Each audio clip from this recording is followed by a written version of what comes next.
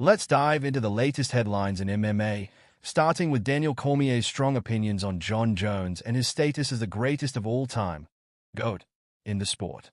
At a recent press conference for UFC 312, Cormier was asked whether he considers Jones the GOAT. While he acknowledges Jones as one of the greatest fighters, he firmly believes that the crown should not be placed on Jones's head due to his history of failed drug tests. Cormier, a former UFC light heavyweight champion himself, emphasized that while Jones's in-ring accomplishments are undeniable, having fought and defeated legendary names like Lyoto Machida and himself, his legacy is tarnished by off-the-cage controversies.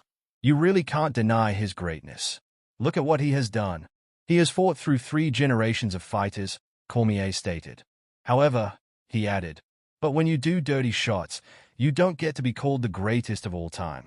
This perspective highlights Cormier's belief in the integrity of the sport, prioritizing clean competition over accolades. Moving on to another piece of news, UFC commentator Joe Rogan expressed shock at Sean Strickland's brutal fight against Drew du Plessis at UFC 312, where Strickland suffered a broken nose. Rogan, known for his vivid reactions, couldn't hide his amazement as he watched Strickland's resilience despite the damage he sustained. Strickland's ability to continue fighting through such a painful injury showcased his toughness, yet it was evident that du Plessis was controlling the fight. In an interesting backstage moment, UFC middleweight champion Israel Adesanya encountered Charles Oliveira, who praised du Plessis for his championship-level skills.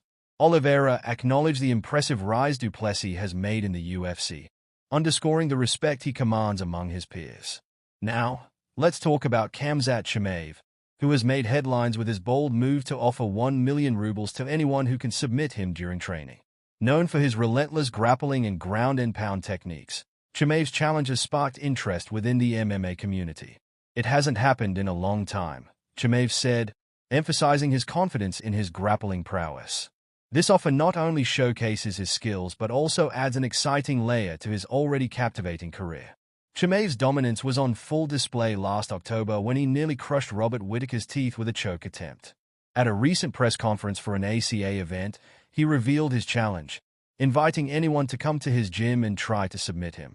This bold proclamation has ignited discussions about potential grappling matchups, including one against Roman Dolidze, who reportedly caught Chimaev in a leg lock during a previous training session. As we shift gears back to the fight scene, Sean Strickland broke his silence after his loss to du Plessis, confirming that his nose was broken but assuring fans he is okay mentally. Strickland expressed gratitude for the support he received from fans and emphasized his resilience. "Losing sucks, but we all lose in life," he stated, sharing his perspective on overcoming adversity. In a more controversial note, Muhammad Ali's son, Bilal Muhammad, criticized Strickland for his performance, insisting he never earned his title shot.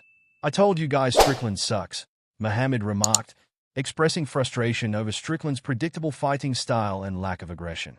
His comments reflect a growing sentiment among fans and analysts that Strickland's approach may not be suitable for championship bouts. Finally, as du Plessis continues to rise through the ranks, UFC President Dana White has already announced that Chimaev is next in line for a title shot. The potential matchup between Chimaev and du Plessis has generated significant buzz, with fans eager to see who will emerge victorious. As discussions swirl around these developments, the MMA community is left pondering the implications of these fights and the potential for new champions to rise. What do you think about the upcoming matchups and the dynamics between these fighters? Let us know your thoughts.